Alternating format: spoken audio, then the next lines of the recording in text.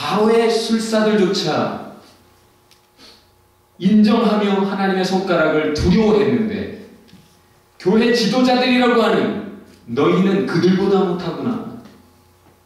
너희는 하나님의 손가락을 두려워하지 않는구나.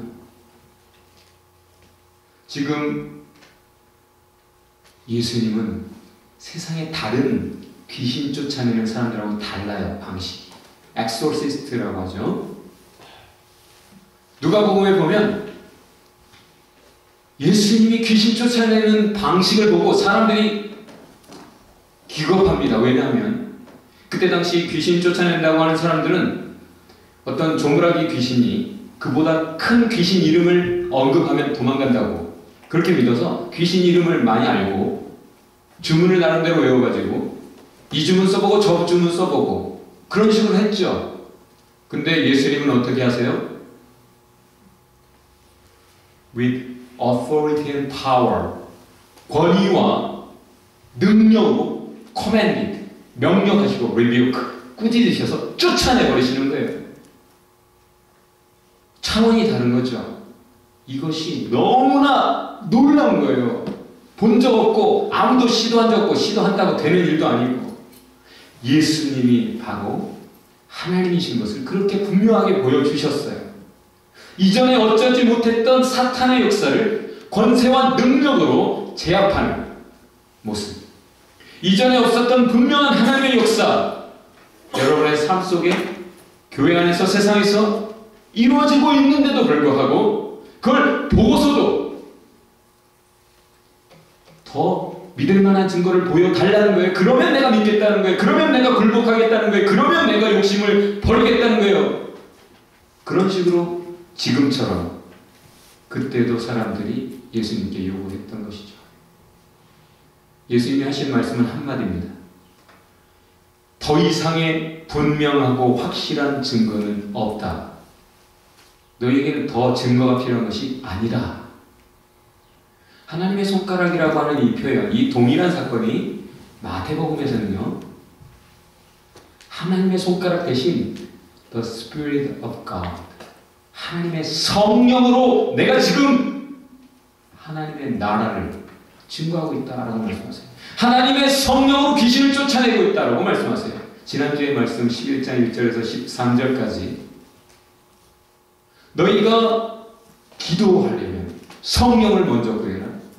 성령으로 아들의 영으로 하나님을 아바 아버지라 부르며 기도하는 자들을 통해 이루어지는 하나님의 생명의 역사, 능력의 역사, 사랑의 역사, 그것이 이것이다. 너희가 이루어야 되는 역사, 귀신을 쫓아내는 제압하는 놀라운 권세와 능력의 역사가 바로 너희들을 통해 이루어져야 되는 것이다 라고 예수님이 지금 분명히 보여주고 계시는 거예요. 성령으로 되어지는 일에 지금 너희 바리새인과 서기관들이 지금 돕지 않고 말만 하며 회방하고 있다 하면서 예수님이 이어서 말씀을 하세요. 다 같이 봅시다. 성령 회방죄. 이것은 unforgivable, 용서받지 못하는 죄다. 너희가 나를 욕할지언정 성령으로 하나님의 역사가 되어지고 있는데 그것에 대해서 돕지는 못할 망정 말만 하고 회방하는 너희, 하나님의 뜻인 것을 분명히 확인하고도 따르지 않고 무시하고 거부하며 회방하는 너희, 나와 함께하지 않는 너희, 너희는 나를 반대하고 있는 것이요, 나와 함께 모으지 않는 너희, 함께 수고하는 대신 너희는 지금 내가 모으고 있는 일을 흩어버리고 있다. 너희가 지금 하나님의 원수로 가고 있다. 여호수아가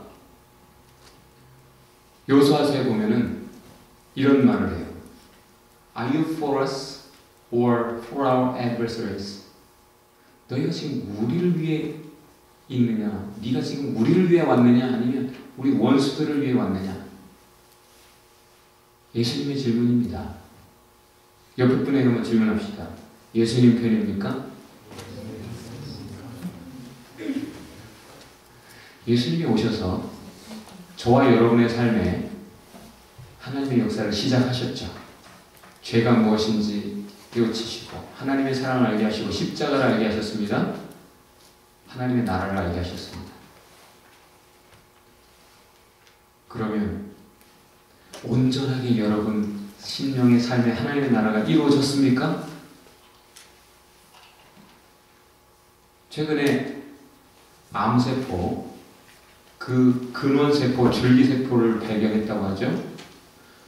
암을 발견하게 되면 독한 약물 치료를 하면서 또한 고통을 감수한 시술들을 통해 암세포를 죽입니다. 근데 죽였다 싶었는데 몇 개월 뒤에 재발하죠. 그때는 내성이 강한 더욱 독한 암이 퍼져버려서 더 이상 손쓰지 못하고 고통과 절망 속에서 사망하게 됩니다. 그 이유가 무엇입니까? 지금 이제서야 발견한 그 문제의 핵심, 근원을 제거하지 못했기 때문이죠. 그런데 지금 그것을 찾고 찾아서 부단히 포기하지 않고 찾아냈다라는 거예요. 근원세포, 줄기세포를 찾았으니 이제 그것을 제압하면 이제 암도 치료가 가능하다. 죽을 병이 아니다 하는 거죠. 희망을 노래하고 있습니다. 오늘 말씀, 예수님이 오셔서 하나님의 말씀, 하나님의 은혜, 하나님의 사랑, 그 능력으로 암과 같은, 암덩어리 같은 죄악들을 우리에게서 제거하는 작업을 하셨어요. 나름대로 여러분이 회개하고 나름대로 하나님의 뜻대로 살려고 결단도 하고 그렇게 했지만 근데 좀 지나보면 말짱 도루묵이더라. 더욱 나빠지는 경우들도 꽤 있더라.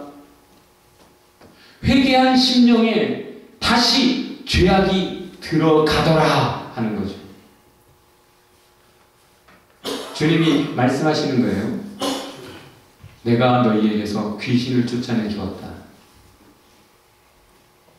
치료했다만 기억해라. 다 같이 기억해라. 나간 귀신이 반드시 돌아온다. 반드시 돌아옵니다, 여러분. 여러분이 회개한 죄가 다시 여러분에게 챌린지하고 다시 여러분에게 유혹하고 시험해요. 그때 나름 그래도 그동안 며칠 잘 참았다. 내가 그 죄를 이긴 듯하다라고 나름 정돈된 듯한 깨끗해진 듯한 상황이라 해서 여러분이 안전한 것이 아닙니다. 오늘 예수님이 하시는 말씀은 그 마음, 삶에 주인이 없다면 다시 더 악화된다. 오늘 본문에 누가복음 본문에는 없는 단어가 마태복음 12장에 기록되어 있습니다. 깨끗해졌고 정돈되었다라는 표현 말고 한 단어가 더 있어요. 그것은 영어로는 unoccupied, vacant, empty, 비어있다라는 얘기예요.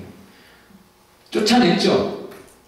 여러분의 마음에 나름 쫓아낸 것들이 있죠. 하나님이, 예수님이 버리게 하신 것들이 있죠. 그대로 비워놓으면 다시 더 악하게 일곱 귀신이 들어온다라는 표현으로 더 내성이 강한 죄악이 여러분을 사로잡는다는 거죠. 뭐겠습니까? 마귀 역사 다시 재발하지 않게 하려면 어떻게 하라는 겁니까? 주인이 있어야 된다는 거예요. 여러분 마음이 비어있으면 또 들어오니까 여러분의 마음에 감히 다시 들어올 엄두를 못 내는 그런 강한 존재가 있어야 된다는 얘기예요. 누굽니까?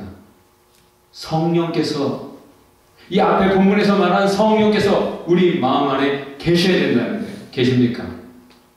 옆에 분에게 한번 계십니까?